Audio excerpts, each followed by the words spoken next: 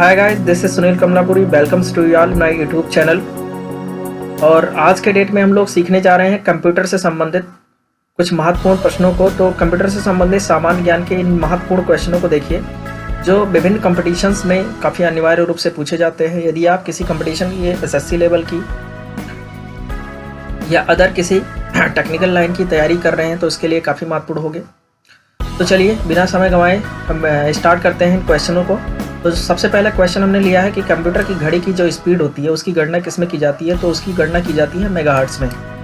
अगला क्वेश्चन आता है कि वर्ड में इंसर्शन पॉइंट क्या निर्दिष्ट करता है। तो जो इंसर्शन पॉइंट होता है एमएस वर्ड में वो टेक्स्ट के निर्देशन को दिखाता है कि टेक्स्ट यहाँ पे एंटर किया जाएगा। नेक्स्ट क्वेश्चन है, देरी से बचने के लिए अगले डेटा या इंस्ट्रक्शन को प्रोसेस करने के लिए स्टोरेज जो स्पेस होता है हमारे कंप्यूटर में उसको क्या बोलते हैं। तो उसको कैश बोलते हैं, कैश। प्रयोक्ता द्वारा सेव किए गए पुनः प्रयोग योग्य कमांडो या स्टेप्स को क्या कहते हैं हम लोग। तो उसको मैक्रो बोलते हैं। मोशन पिक्चर क्लिपों को बदलने के लिए किस प्रकार का सॉफ्टवेयर प्रयोग किया जाता है। तो वो वीडियो एडिटिंग सॉफ्टवेयर का प्रयोग किया जाता है, जैसे फिल्मोरा। यदि आप वर्ड में रिसीव के बजाय REIEVE टाइप करेंगे तो इसे आप अपने आप कौन बदल देगा। तो उसको जो है वो ऑटो करेक्टर बदल देता है, ऑटोमेटिक। नेक्स्ट आता है, कौन सा लाइसेंस लोगों के समूह को निर्दिष्ट करता है जो सॉफ्टवेयर का प्रयोग कर सकते हैं।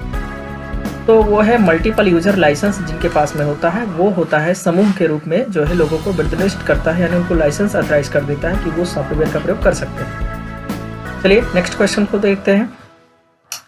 अगला क्वेश्चन है कि बहुत से पीसीज, वर्क स्टेशंस या अन्य कंप्यूटर के लिए डेटा और प्रोग्राम के कलेक्शन होल्ड करने वाला सेंट्रल कंप्यूटर कहलाता है। वो कहलाता है सर्वर, मेन सर्वर के रूप में। जैसे मिनी कंप्यूटर हो गया, मेन फ्रेम कंप्यूटर हो गया, ये सारे सर्वर के रूप में जाने जाते हैं और इनका जो मेन काम होता है वो विभिन्न कंपनियों में एज ए सर्वर कलेक्टर के रूप में प्रयोग किया जाता है। नेक्स्ट क्वेश्चन की तरफ देखते हैं। निम्न में से कौन गणना वाले अंकों या शब्दों को दिखाता है जो जिन मूल्यों पर यह निर्भर करता है कि उसके बाद उनके बदलने पर बदल जाता है। तो होता है फील्ड्स। डेटा स्टोर करने और परिकलन करने के लिए कंप्यूटर किस तरह के नंबर सिस्टम का उपयोग करते हैं। तो ये उपयोग करते हैं बाइनरी के लिए। और हाँ, एक क्वेश्चन और भी बनता है यहाँ से कि कंप्यूटर किन अक्षरों को पहचान सकता है। तो कंप्यूटर 0 और 1 को केवल पहचान सकता है, जो कि बाइनरी नंबर सिस्टम के एक एग्जाम्पल होते हैं।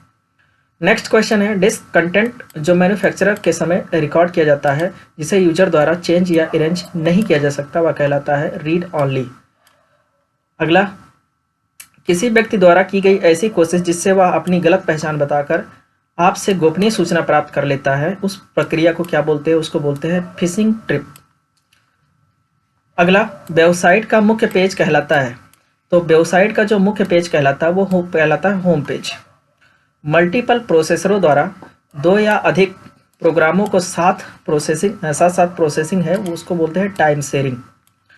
कंप्यूटर से पढ़े जाने वाले अलग अलग लंबाई चौड़ाई की लाइनों वाले कोड को क्या कहते हैं। तो उसको बोलते हैं बार कोड, जिसके माध्यम से आपके जो आइटम्स होते हैं उनके जो एक्सपायरी डेट होते हैं, उनका जो प्रोडक्शन विभाग होता है और उनके जो मूल्य होते हैं उसको रीड कराया जाता है कंप्यूटर के ऊपर में।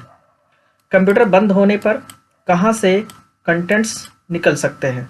वो निकल सकते हैं मेमोरी के माध्यम से, यानी अगर आपका कनेक्शन हार्ड डिस्क का किसी दूसरे सिस्टम के साथ में हो जाता है तो उसके जो कंटेंट है उसको वापस निकाले जा सकते हैं। उस व्यक्ति को क्या कहते हैं जो अपनी विशेषज्ञता का प्रयोग गैर कानूनी ढंग से जानकारी लेने के लिए या नुकसान पहुंचाने के लिए दूसरे कंप्यूटरों को एक्सेस करता है, उसको बोलते हैं हैकर।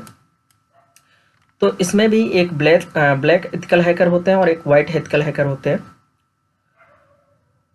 चलिए कुछ इन्हीं के साथ में कुछ भूगोल से संबंधित कुछ महत्वपूर्ण प्रश्नों को भी देख लेते हैं, जो कि भी कंपटीशन के लिए काफ़ी ज़्यादा महत्वपूर्ण माने जाते हैं। पहला क्वेश्चन है इसमें, सुंदरवन डेल्टा कौन सा नदी बनाती है। तो वो बनाती है गंगा नदी। अगला क्वेश्चन इसी से बनता है कि सुंदरवन डेल्टा कहाँ पे उपस्थित है। तो सुंदरवन डेल्टा पश्चिम बंगाल में उपस्थित है। अगला क्वेश्चन ये बनता है इसी से कि सुंदरवन का नाम सुंदरवन क्यों पड़ता। तो सुंदरवन का नाम वहाँ के सुंदरी नामक वृक्ष के कारण से पड़ा, क्योंकि वहाँ पर सुंदरी जो वन है वो काफ़ी ज़्यादा बहुतायत में मिलते हैं। आगे देखिए क्वेश्चन, भारत में रेल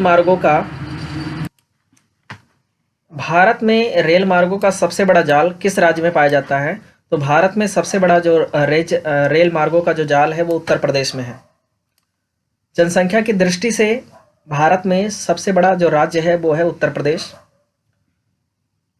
नेक्स्ट क्वेश्चन देखते हैं, संयुक्त राज्य अमेरिका की सबसे बड़ी स्वर्ण उत्खनन की खान होम स्टे किस राज्य में उपस्थित है? तो यह है दक्षिण डकोटा में। आप लोगों से एक क्वेश्चन है कि आप लोग कमेंट बॉक्स में कमेंट कीजिएगा कि भारत में सबसे बड़ा स्वर्ण उत्खनन खान कहाँ पे उपस्थित है और उसका नाम क्या है।